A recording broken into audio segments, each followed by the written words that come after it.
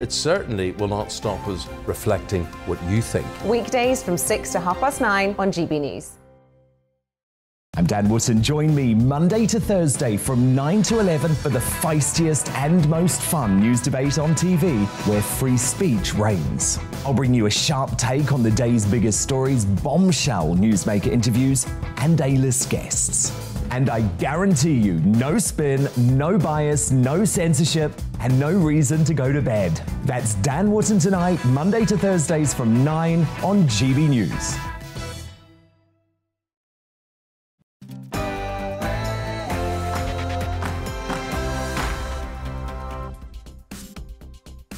Tonight on Farage, commodity prices are exploding. The British government have announced that we'll phase out the buying of Russian oil, but we'll go on buying Russian gas. Do you think that's the right decision? Because I certainly don't. John Bercow is described as a serial bully and gets his comeuppance at last. And joining me on Talking Pints today on International Women's Day, Dame Helena Morrisey. Before all of that, let's get the news.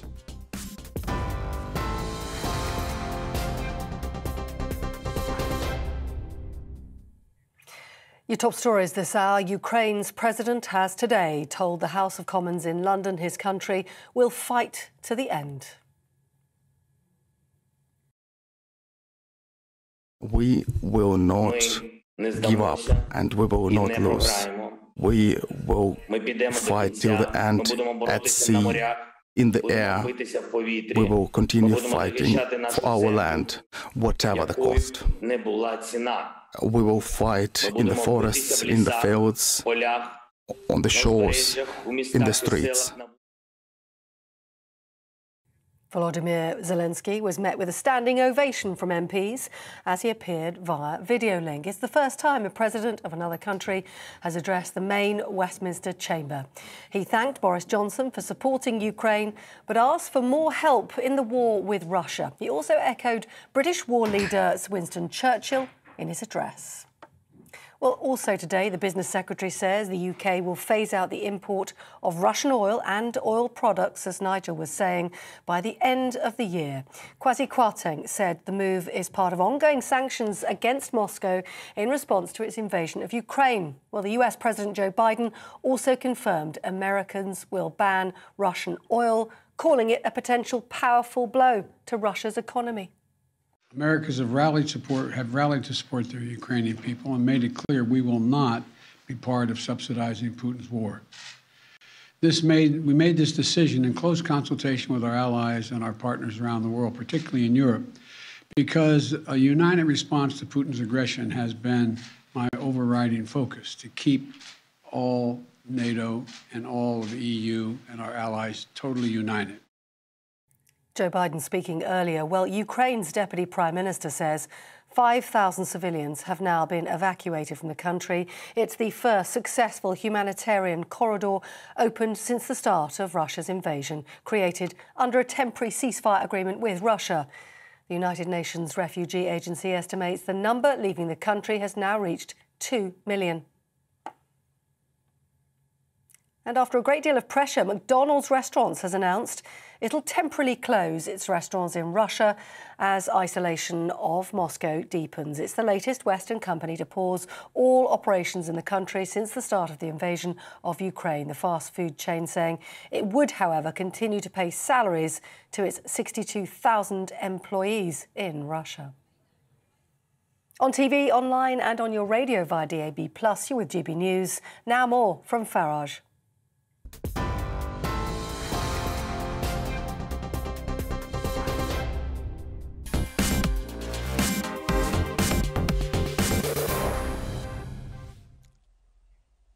Well, quite a war of words has broken out today between Russia and many countries in the West. And indeed, the Deputy Prime Minister of Russia, Alexander Novak, said overnight a rejection of Russian oil would lead to catastrophic consequences for the global market, causing prices to double to $300 a barrel, and hints that if the Russians don't like the sanctions, if the Russians don't like us stopping buying their products, well, they could even close a gas pipeline. The response to all of this, well, in America, it's been pretty unequivocal and pretty clear. Joe Biden has said America is going to cease buying Russian oil, Russian coal and Russian gas, period. In the United Kingdom, the response has been slightly more nuanced. That's one way of putting it. Kwasi Kwarteng, the minister responsible, says we're going to phase out the imports of Russian oil by the end of 2022. That's 8% of the oil that we buy in the United Kingdom. But he said nothing about gas. No, we will go on buying Russian natural gas. Last year we spent about £2 billion on it. This year, with the prices where they are, that will be considerably higher. It's about 4% of the gas that we use. You may think it isn't really very much. And my audience question tonight to you is, do you think we should go on buying Russian gas? Let me know what you think. Farage at gbnews.uk. I, of course, think it is completely and utterly mad, given that we have literally under our feet huge reserves of shale gas. I had one or two guests last night from the renewables industry, and they try and say, well, look, actually, the reserves we've got aren't that big. Yes, they are. There's enough there for at least 50 years, maybe enough there for 100 years. It's worth somewhere between £1 and £2 trillion. And that's before further explorations of the North Sea. And anyone that thinks the North Sea is running out of oil and gas, remember, it's all about cost of production. And with oil priced where it is, there's now a whole load more of the North Sea that becomes economic to drill. So please let me know what you think, and I'll discuss that and other extraordinary commodity price rises today. All of that in a moment. But first, let's go to Bradley Harris. He's there on the Polish-Ukrainian border, covering the humanitarian aspect of over 2 million refugees that have now fled Ukraine. Bradley, where are you and what have you seen today? I'm in the area of Rzeszów in Poland, and I'm here because when you think about what support is available in Poland for Ukrainians, you might not expect to find it in a railway station, and that's where I am now. I'm inside the main lobby. The people sat down are Ukrainians who have fled their country because of the Russian invasion, and I want to come down this corridor and just show you how this railway station has transformed over the last few days. Inside here, normally a place we can get information about your train services, now transformed into a place where Ukrainians can get free food, free water, sandwiches, drinks, nappies for children, because of course it's mainly women and children who are here and who are allowed to flee Ukraine. Many children are here, and not just food but toys, readily available and free of charge. Of course, if you are Ukrainian, they do advise to show your Ukrainian passport in order to get services such as trains out of here for free. Volunteers are working round the clock to keep this place running, to keep things clean and to offer advice and support for people. Also, a place to stay is really crucial. We can't go in here at the moment. We're advised by volunteers not to go inside. This is a room full of beds where people can lay down their head and rest. For many Ukrainians, they would have been travelling 20, 30, for some people up to 40 hours in a car to cross the border into Poland. Some journeys normally take 5 to 6 hours on a normal day. But of course life isn't normal at the moment, and here in this train station you can get a sense of it. In the corner you've got toys on a table so children have something to do. Over here there's a tuck shop that's been set up and people can come here and have free food. They've even gone to the effort of having Ukrainian-themed cookies for people to help themselves. So this is how Poland is showing their support for the people of Ukraine, and I think this is support that is going to be vital for Ukrainians as they begin to flee their country and start a new life elsewhere.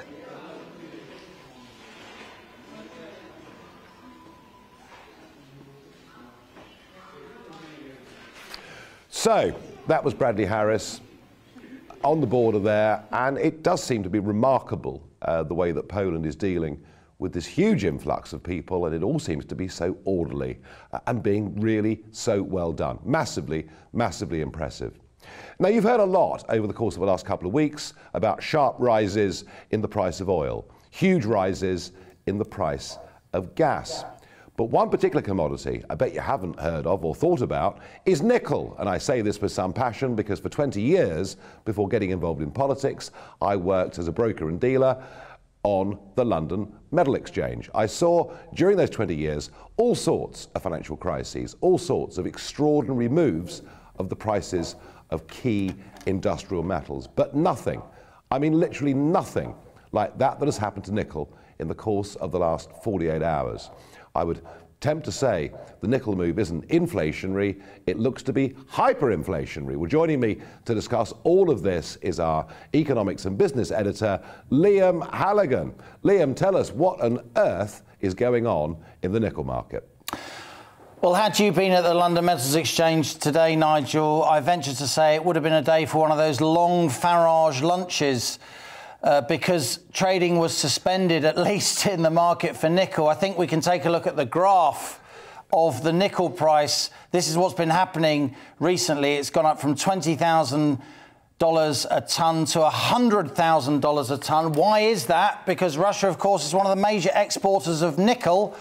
And all 6 of the biggest freight shipping lines in the world, including one that's Chinese, have stopped exporting from Russia and Ukraine, either because they're sanctioning Russia or Ukraine or because of safety concerns, given that many of those ports are mired in conflict. Why should we care if the nickel price goes up? Well, as you know well, Nigel, you use nickel when you make stainless steel. You use nickel when you make turbines. You use nickel when you build plumbing components. Crucially, the fastest growing market for nickel is in the batteries of electric cars. So electric cars just got a lot more expensive. It's not just nickel, of course.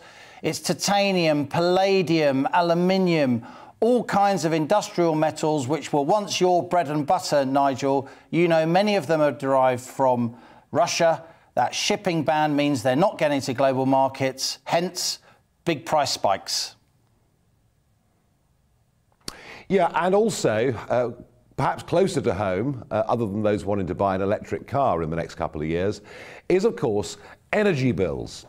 You know, we're talking about bills going up to £2,000 per household, but actually, looking at today's spot prices for gas, seemed to me, Liam, in a year's time, if nothing changes, it could be nearer £4,000 per household.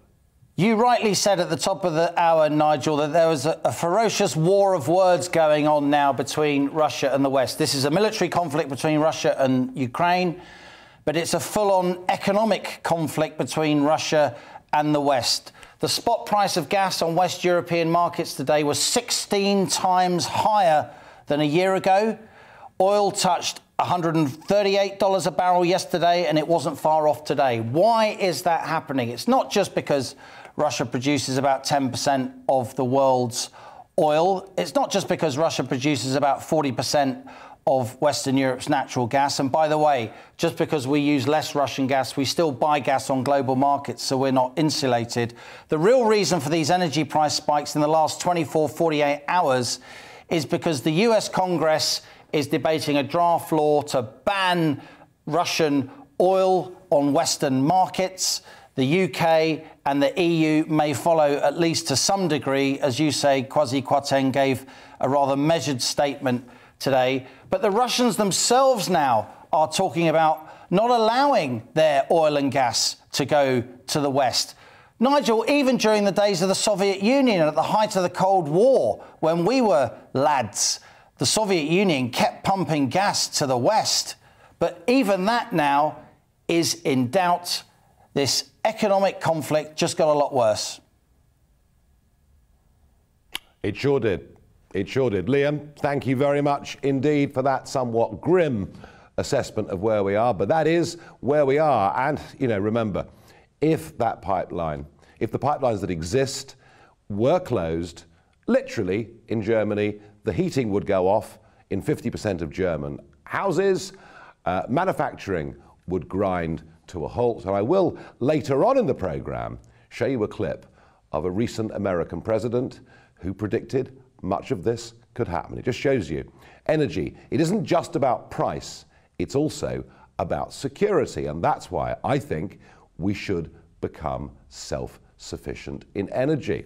Why does Kwasi Kwarteng want us to go on buying Russian gas when there's plenty of it, at least I believe there's plenty of it, in our country? Well, joining me to talk about energy security and energy production is Dr. Benjamin Sovacool, Professor of Energy Policy at the University of Sussex Business School.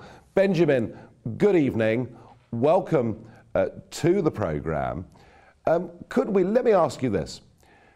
If we decided that we did want to produce our own onshore natural gas, just in case at some point in this war that pipeline does close, how long would it take us to get gas, onshore gas, in our country into production? That's an excellent question, Nigel. And we've been studying the historical rates of previous energy transitions on the supply side, like oil and gas and coal, and transitions on the demand side, like there was a famous town gas transition very much here in England in the 60s that saw us convert 40 million appliances and 4 million homes in less than a decade. And so there's clear historical precedent that some transitions can be fairly rapid, although they still take years. My sense is that any attempt to really diversify beyond Russian gas would take at least a year, absent any sort of emergency measures where we stop driving and we stop flying and we start rationing fuel and petrol, which no one really wants to do. Even just this today, the European Commission said that they've put together a plan to get rid of Russian gas in a year. And that's still very, very quick, and it's only 2/3 of Russian gas. The UK does have some onshore gas. We've experimented with fracking and shale gas, but even then, I don't think that you'd be able to ramp up that significantly, at least within the next 6 months. No, that's fine. I mean, we need to know what the facts are. And when it comes, Benjamin, to the size, the potential size of the reserves that we have, how do you estimate those reserves in terms of total monetary value and longevity if we decide to start to extract it? Well, that's kind of very much the trick, Nigel, is it's a constantly moving target because the recoverable ability of any resource, gas or shale gas or oil, is constantly changing based on not only technical improvements, but also changing demographic factors like price. And so I think the amount of recoverable gas in the UK is up for debate. You have offshore and onshore qualities, but I think it's more important to even think about the trading of gas. The UK does have pipelines that do bypass Russia, and we can access gas from things like LNG, that's liquefied natural gas. So there are plenty of ways to diversify that don't necessarily demand that we actually increase onshore production. That would also run afoul of some of the Committee on Climate Change's targets. I also want to just emphasize there is still immense potential the UK can do for things like energy efficiency. We just did a study a few years ago that found that you could actually save 6 Hinkley C nuclear power plants, 6, if you cost effectively did things like building standards. And a lot of that is cutting in heat demand, which is actually affecting natural gas supply. So we don't always have to think of, let's do more gas. We can also do things like smarter energy efficiency policy that have even bigger dividends.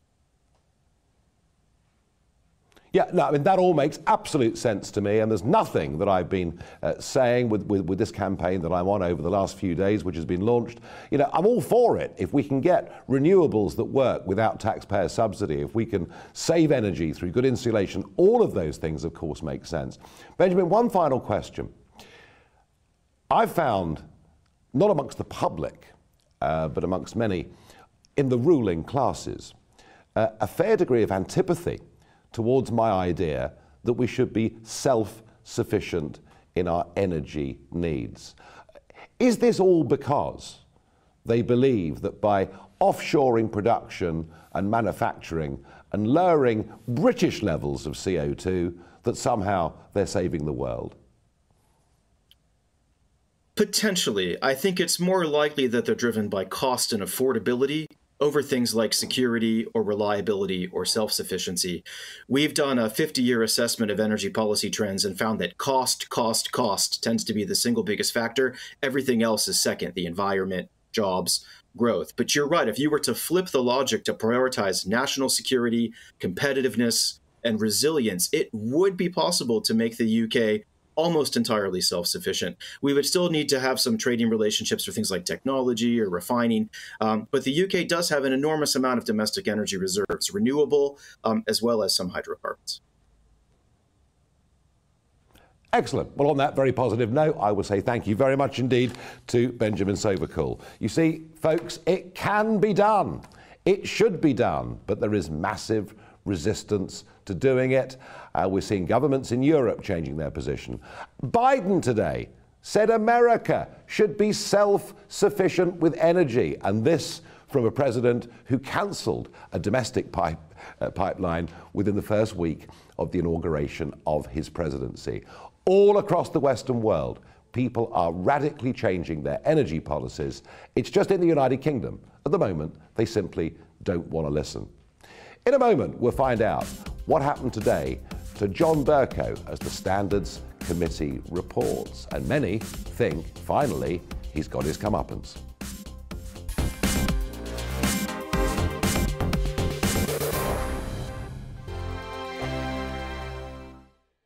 GB News is the UK's home of discussion and debate from all perspectives. To stay up to date on the latest stories, make sure that you subscribe to the GB News channel right here on YouTube. You can watch us live 24/7 across the whole world. You can also check out exclusive content and catch up on previous episodes of your favourite shows. Every day, we ask the questions that you'd ask, so why not add your voice to the conversation in the comments section? Don't forget to subscribe. We are GB News, Britain's news channel. Every night at 11 on GB News, we bring you the next day's stories the day before. Basically like time travel. If it's a big story, we'll cover it, guaranteed. But we'll also have some fun along the way. Big opinions, big laughs. Sometimes big hair. This is Headliners, the paper review show that won't send you to sleep like the others will. 11 p.m, 7 nights a week. Join us.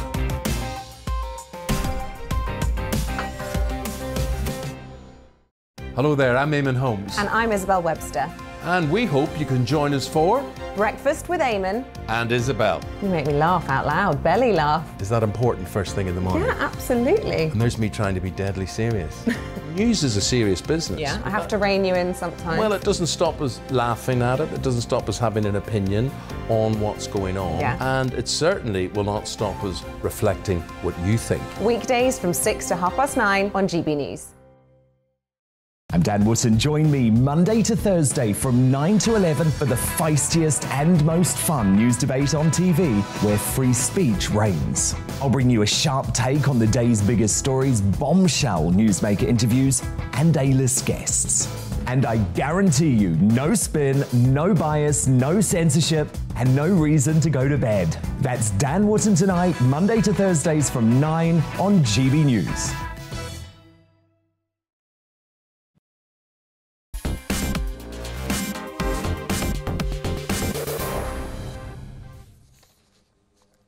Should we stop buying Russian gas? I certainly think we should, but for some reason, Kwasi Kwarteng thinks we should continue. I don't get it. Some of your reactions. One viewer says, stop buying Russian, stop buying Chinese. Difficult to stop buying Chinese. So many things are made by them, but one day you never know. Joe says, get fracking. Well, there are other methods than fracking, but yes, I get the point. Tim says, absolutely. Some hardship and another jumper is a lesser price to pay for freedom than our forebears had to pay.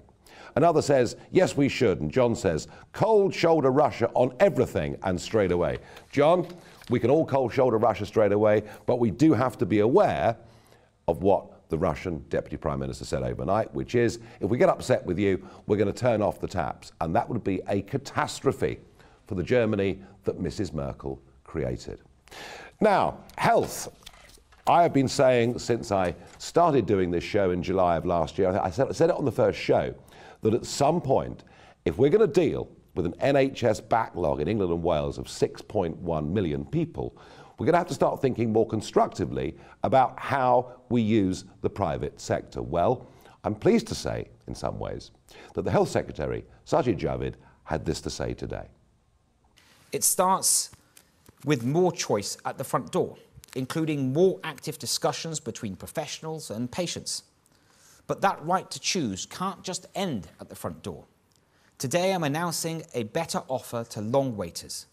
We will move to a model where long waiters will be offered a right to choose, proactively contacted to discuss an offer of alternative provisions. That could be the trust next door. It could be a trust that's further away, and if it is, your transport costs, accommodations, other incidental costs will be covered. It could be the independent sector. This is something the very best systems are already doing, but I want it to become standard. And I know it won't be easy, and that we must begin by making this offer to the very longest waiters. So by the end of December, people who are at risk of waiting 78 weeks or more will be contacted first.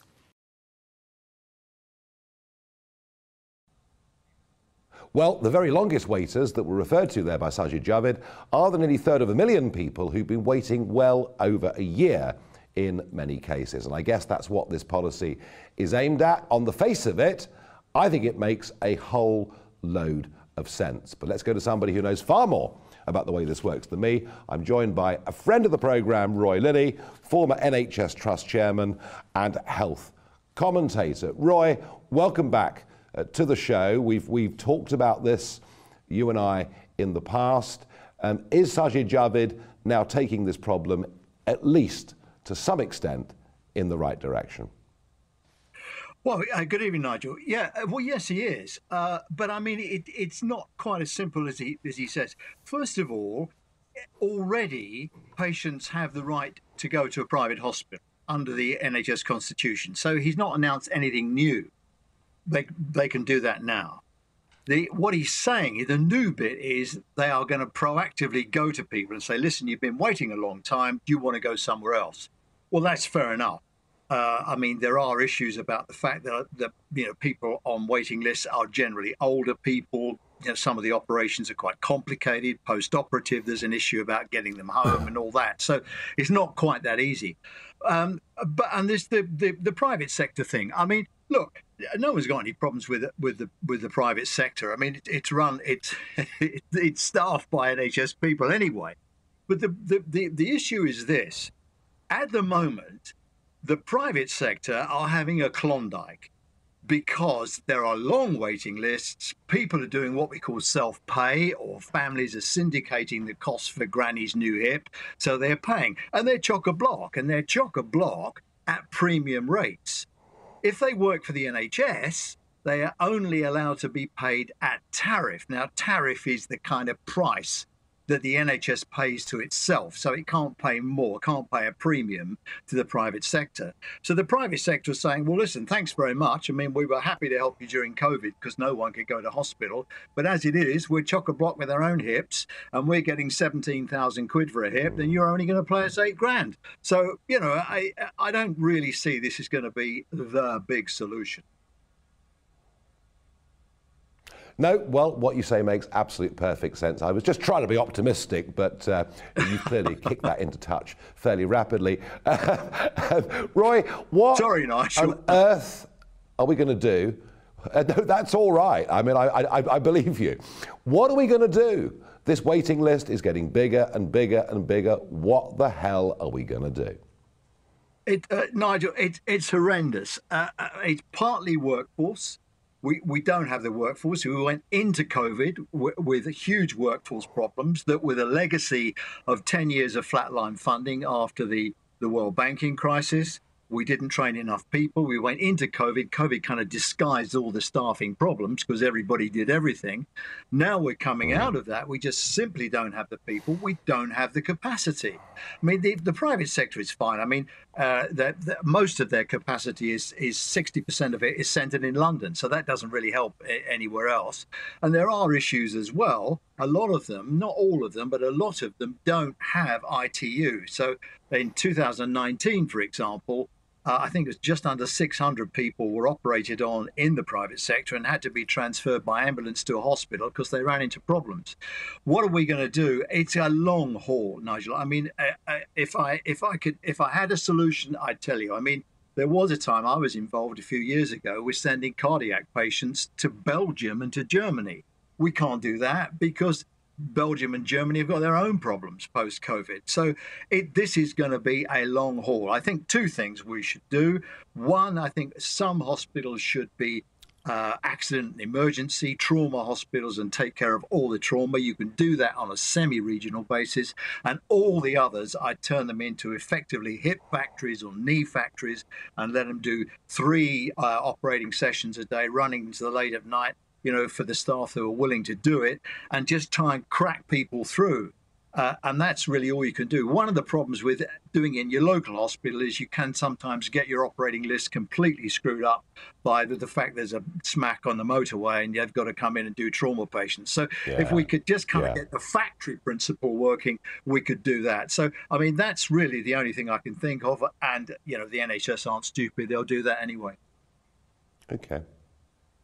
All right. No, well, that's practical stuff. Roy, as ever, thank you for joining us here on the programme. Thanks.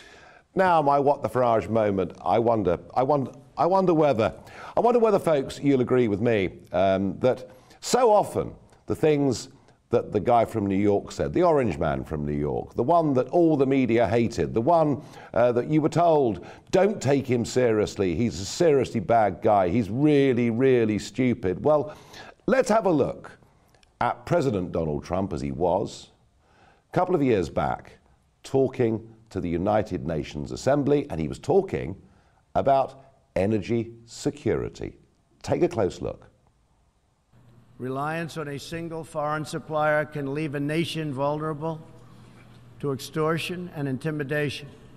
That is why we congratulate European states such as Poland for leading the construction of a Baltic pipeline so that nations are not dependent on Russia to meet their energy needs. Germany will become totally dependent on Russian energy if it does not immediately change course. Here in the Western Hemisphere, we are committed to maintaining our independence from the encroachment of expansionist foreign powers. Well, that was President Donald Trump. And did you see, look, have a look, the Germans laughing, the German delegation laughing at President Trump. Of course, Trump must be wrong. We're Germany. We're so educated. We're so cultured. We're just so clever. Do you know, we're so clever that our former Chancellor, Gerhard Schroeder, now works for Gazprom. Isn't that fantastic? And Angela Merkel, well, she's a genius. I mean, clearly the best leader in the Western world. She's done these great deals with Russia, and now they face the prospects, perhaps, of the heating going out in half their houses and every factory in Germany closing down. You see, you may not like President Trump's style. I get it. He's not everyone's cup of tea. But on many of these big issues, he was right. I really mean it. Now, the other What the Farage moment of today is John Bercow. Now, I'm not a great fan of John Bercow, and this isn't just because I had a plane crash in his constituency standing against him. I've always thought there's something incredibly false about Bercow, this hard young right-winger, Monday clubber, who gradually moved towards becoming, as he is now, what he was until this morning, a member of the Labour Party. And it seemed to me that move towards Labour was all about John Bercow becoming Speaker of the House of Commons. Well, after a very considerable period of time, the Standards Committee have reported back today. They've said that he's a serial bully. They've said that he's a liar. They've said that his violent outbursts of temper were astonishing, including throwing mobile phones on desks so that they smashed, shouting repeatedly at staff. And astonishingly, when he was actually interviewed, apparently 20 times in the formal interview, he imitated the voice and mannerisms of one of the complainants. He has had his House of Commons pass. He's not going to get a House of Commons pass. He won't be allowed there. The chances now of him getting a peerage are pretty much zero. He's been exposed, but why did it take this long? Well, I'll tell you why. Because he spent 3.5 years as Speaker of the House of Commons doing everything he could to stop Brexit from happening, and the establishment protected him. And I really do, genuinely, passionately believe that. In his defence, Mr. Bercow has said Do not fall for the establishment spin that I have been banned for life. This is a travesty of justice, and it brings shame on the House of Commons. Actually, old son, I think the boot's on the other foot, but hey. And my last What the Farage moment of today is the Taliban on International Women's Day. Yes, and Suhail Shaheen, a member of the Taliban, tweeted today the following. On the occasion of International Women's Day, I would like to say, women have all their fundamental rights as per Islamic rules. They can avail that. The country is committed to providing a secure environment to deliver their legitimate needs and demands. And I have a feeling that my guest on Talking Pints might just have something to say about that. Before that, let's get a few more of your comments that are coming in. Should we go on buying Russian gas? And one viewer says, yes, and start fracking and increase North Sea oil production in the interim, whilst investing in a long-term solution, which is nuclear. There's not been much nuclear debate. There needs to be, I think, perhaps more of it. After all, it is the one form of regular, reliable energy with no carbon dioxide emissions at all. Pam says, yes, start fracking. Putin and his cohorts are probably behind the anti-fracking demos here, so don't buy Russian gas or oil. Pam, this is really interesting.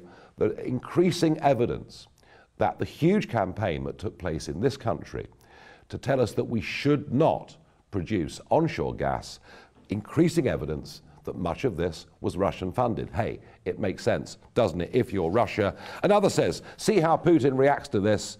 The clown is totally shut out. Well, I tell you what, whoever said that, if he did close down those pipelines, he could bite back pretty hard. Joining me on Talking Pints today, a woman of astonishing achievements in the financial services world, a campaigner for women's rights, totally appropriate. Well, on International Women's Day, I'm joined by Dame Helena Morrisey.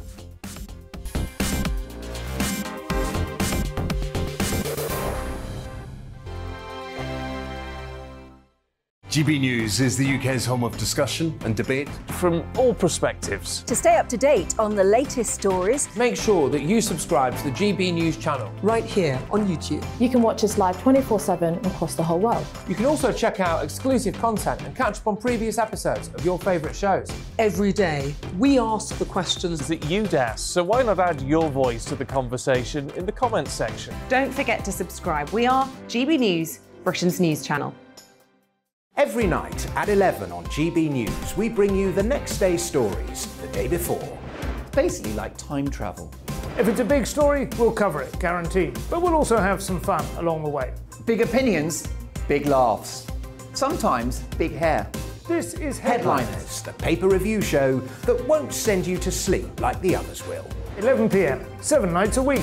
Join us.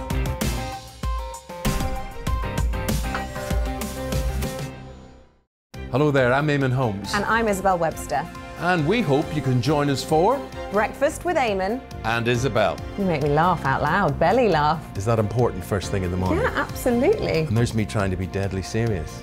News is a serious business. Yeah, I have to rein you in sometimes. Well, it doesn't stop us laughing at it. It doesn't stop us having an opinion on what's going on. Yeah. And it certainly will not stop us reflecting what you think. Weekdays from 6 to 9:30 on GB News. I'm Dan Wootton. Join me Monday to Thursday from 9 to 11 for the feistiest and most fun news debate on TV, where free speech reigns. I'll bring you a sharp take on the day's biggest stories, bombshell newsmaker interviews, and A-list guests. And I guarantee you, no spin, no bias, no censorship, and no reason to go to bed. That's Dan Wootton tonight, Monday to Thursdays from 9 on GB News.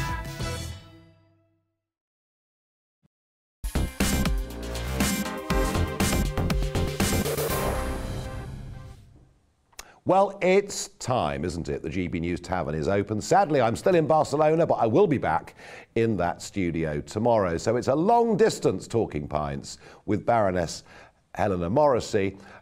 Helena, welcome to the programme. I'm sorry that it's remote. Tell me something. As a campaigner, how do you respond to that comment of the Taliban's about International Women's Day? Well, as the suffragette said, it's deeds, not words. And unfortunately as well, of course, the Taliban seems to make up its own interpretation of Islamic law. So ever since they've come back into power, I'm afraid all the news has been pretty dire for women. We hear stories of girls not being able to go to school and finish their education, terrible treatment of women. So I'm afraid it doesn't really cut much ice with me, Nigel. No, I didn't think it would. And before we talk about your business career and your various campaigns that are very much ongoing and campaigns that you believe in passionately, the single most important thing about you, of course, is that you have 9 children. And I'm just wondering, because, you know, I'm here in Spain for a few days because of a child issue. And the more children you have, the more issues there are, little problems, difficulties, successes.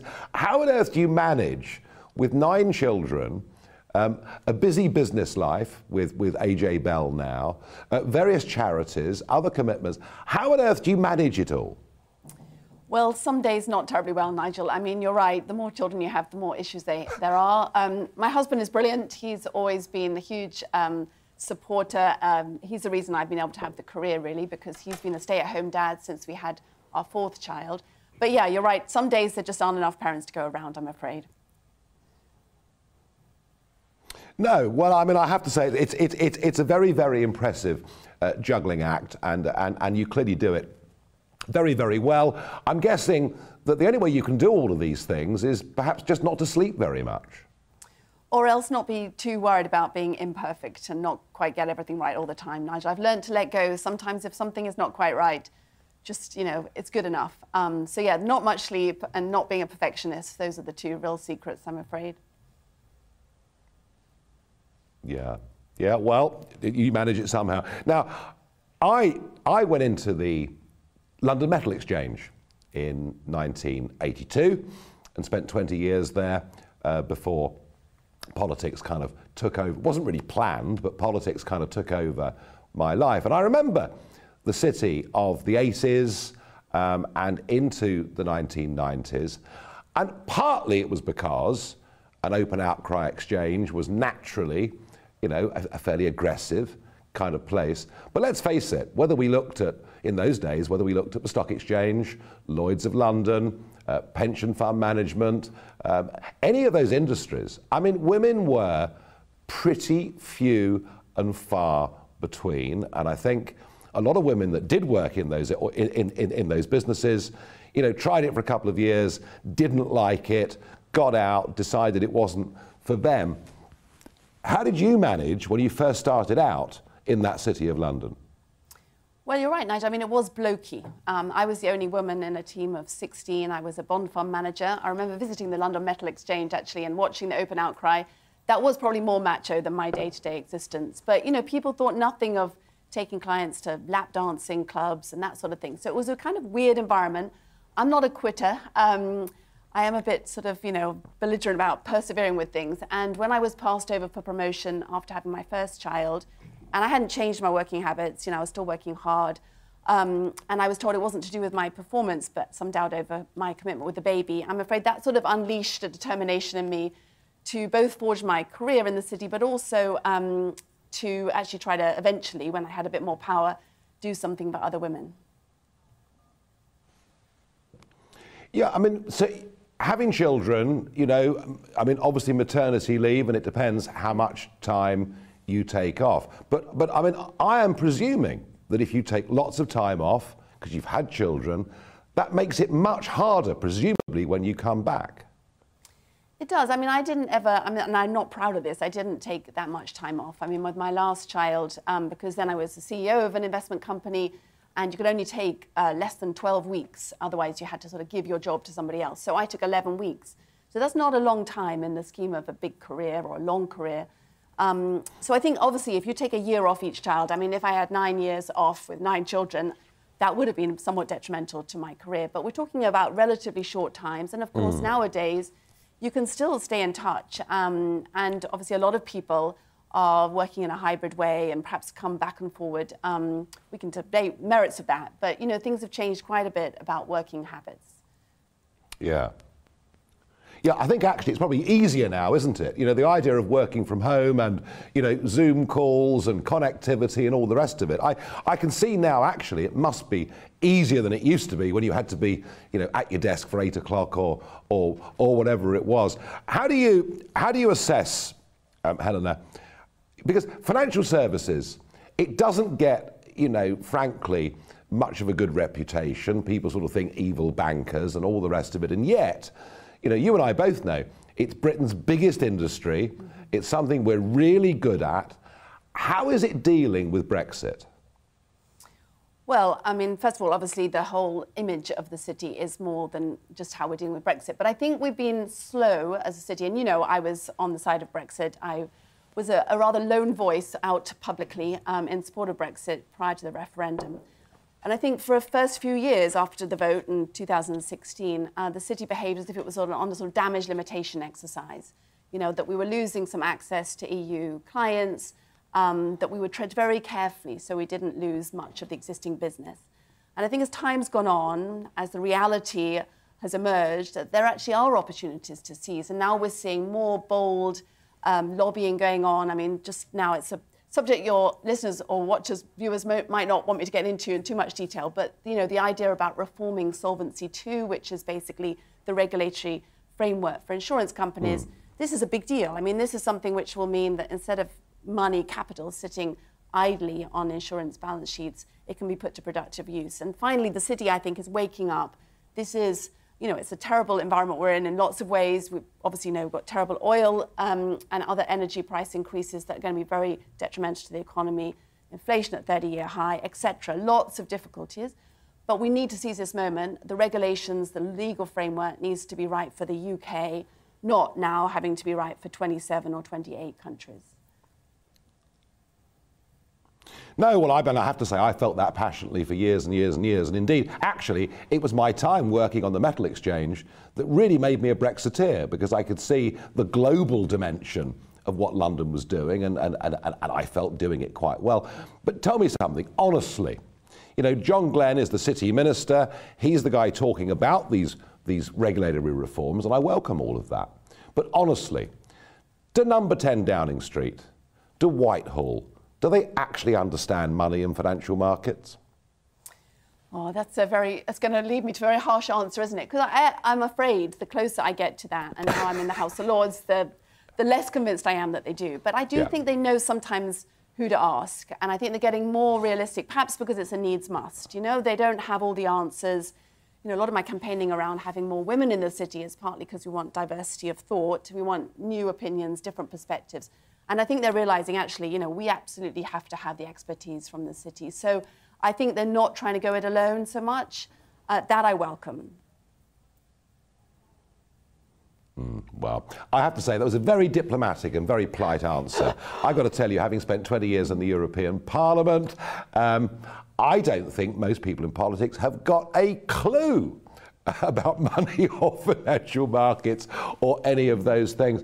And you mentioned a moment ago, you mentioned the House of Lords. I mean, obviously, I'm imagining you're not spending a huge amount of time there. But I mean, can there be a more disconnected group of people anywhere in this country, disconnected from the real world, disconnected from reality, than the House of Lords? I've only got a few friends there. I don't want to make all enemies, but I do feel it's a bit out of touch. I mean, I'm being, you know, I was diplomatic before, but now I go in and, you know, I'm afraid I haven't really found my métier there. And sometimes one sits through things that, you know, I mean, once we had a discussion on another of your favourite topics, on green energy, and there was a long debate about lead shot in pigeons, which, you know, really, I thought anyone tuning in is going to think we've completely lost the plot. So I'm afraid I have to agree with you. I do feel there must be a better way to get, you know, a review. I think the thing it does well is, you know, it is trying to review government legislation that might be done in a real hurry, might be curtailing our freedoms sort of on the sly. That's a really important thing to do, but there has to be a better way of doing it than sort of having this rather archaic, you know, I'm just not the kind of person that likes to jump up and shout, my lords, and have everybody sort of, you know, wait on what I'm saying. So, yeah, it's a bit of a challenge for me to find a way in. I'll keep persevering. As I said, I'm not a quitter, Nigel. No, I'm sure you will. I've absolutely no doubt about that. Now, in the wake of the horrible events, terrible events that are going on in Ukraine, energy is becoming, one of the most debated topics in the world. And as you will know, I'm doing my best to try and have a debate about this. I'm calling for a referendum on net zero because I want these things to be discussed. I just want to ask you, can we afford the government's current net zero plans? So the big problem, of course, is it's not being properly costed. And so often, and this probably goes back to this idea that you floated earlier, that the government might not really understand how the economy works. You cannot really announce, or you shouldn't really announce, these big schemes without having a clue about how much they'll cost. I watched your interview yesterday with Dale Vince of Ecotricity, and I know you mentioned that the previous Chancellor, Philip Hammond, has estimated it's going to be £1 trillion. Obviously, other analyses that are done in the private sector suggest there'll be some offsetting benefits. We have to do the cost-benefit analysis. But all those costs, or most of them, would be upfront. And of course, we can't afford that at the moment. We however much people want to have and aspire to a lower carbon world and net zero, perhaps, we just can't afford it when we're basically on the verge of stagflation, I'm afraid. No, I'm afraid I think that's absolutely right. And I suspect that is going to be something that really starts to happen, a big change. I noticed today that the tradable price of carbon has fallen very, very sharply within the European market. And that's a reflection that Italy, Germany, countries that have made themselves so dependent on Russia, are going to have to start digging coal or doing whatever they are going to have to do in the very, very short term. Now, nearly everybody has money going into pensions, whether it's through a workplace scheme or whether it's through their own private provision. And generally, we give this money to the industry to look after us. There are a few people who now are seeking financial independence. Somebody watching this programme who's 35, self-employed, wants to put some money aside. What, in your view, should they do? How much control should they have over their own money? Well, having control over your money is tantamount to having more control over your destiny. So you need to do something. A lot of people, I think, are afraid because they don't understand the jargon that our industry uses too much of. They just don't know where to get started. I've signed up, Nigel, to your Fortune and Freedom emails, and I'm watching your videos and so forth. So I know what you're trying to achieve here, and I think it's a good aim. AJ Bell, which is trying to, its motto, its mission is to help more people invest. It's very simple to understand. It's low cost. It's really trying to give people the very basic understanding to make those decisions that will, the things you decide now will obviously affect your financial future in a big way. And I'm afraid too many people head in the sand. Good news about auto-enrollment, having company pensions that you don't even sort of pay into, but the company does it for you, and perhaps you match it, is that more people have, perhaps not to their knowledge particularly, but they've got a pension going on in the background. But yeah, take control of your financial destiny and it'll help you lead a better life.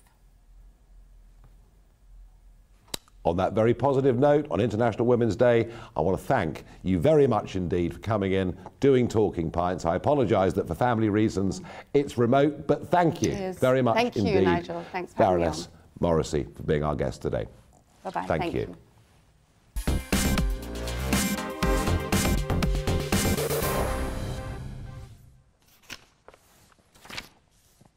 Well, there's somebody who really is a woman of extraordinary achievement. How quite she manages all that with 9 children is completely and utterly beyond me. Now, we've a little bit of time left for Barrage the Farage. Someone just printed this out for me. I haven't had a sneak preview, I promise. Here goes. Mick asks me, do you think we should be developing tidal turbines to generate renewable energy? Mick, I've never understood this because we can predict the high tide time and the strength of that tide and the size of that tide 100 years today in Dover. We know exactly what the tides, within reason, are going to do. Therefore, unlike wind or solar, surely it could be a much more reliable source of renewable energy. Why the technology doesn't work, I just don't know, and it's a question I've asked so many times over the years and never found a proper answer. Mary asks me, do you think that Ukraine could actually drive the Russians out? Mary, I don't know. They're clearly outgunned. It looks like what Putin has sent in thus far are the old tanks, the less experienced troops. A lot will depend on how heavily armed the Ukrainians are. I mean, the odds say, no, they can't hold out, but you never know. Look at Stalingrad, where a very, very determined, disciplined group of people held off vastly bigger German numbers. I don't know. All I do know is that if I was an ordinary Russian soldier being told to go into Ukraine and fight and potentially kill people that were my cousins, I might struggle with morale. Whereas, if I was being told, defend our country with all its faults, but defend our country, defend our liberty, I might just fight that little bit harder. It's a thought. Seb asks, cod or haddock? Oh, I think actually haddock and chips is really, really good. I'm asked by Bennett, has feminism gone too far now, potentially undermining its own success? Do you know, I think feminism actually is now facing other issues and other problems. And I think if you look, and this is not a subject I talk about much on this programme at all, but if you look at the man that's become a woman in American swimming that is now winning absolutely everything, I think a lot of people who are feminists are asking themselves, well, just where do we go from here? So I think perhaps on International Women's Day, it is actually worth mentioning this. Fraser asks me, Blackadder, Dad's Army or Fawlty Towers? There's no question. All of them are completely and utterly brilliant, and I wouldn't want to choose any one over the other. I'm going to be back tomorrow in the London studios with you. Thanks for bearing with me and minor delays. Mark Stein's up in a moment, but right now, let's have a look at the weather. Hello there. Remaining windy through Wednesday with gales particularly through the morning towards the northwest and also some heavy rain. Brightest weather towards the south as well as the east where we'll see some drier conditions.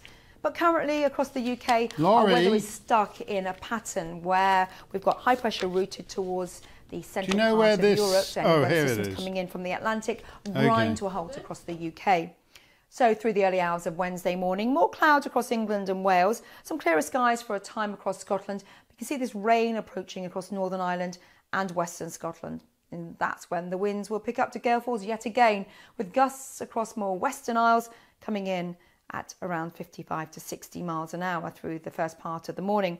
Frost-free first thing across much of England and Wales, and the cloud will slowly break, so we'll see some more brighter skies evolving eastern Scotland, central and eastern areas of England. At the same time, rain will clip West Wales, the West Country, and we continue to see some heavy bursts for the Isle of Man, eastern parts of Northern Ireland, Western Scotland, with snow over the higher ground above around 300 metres.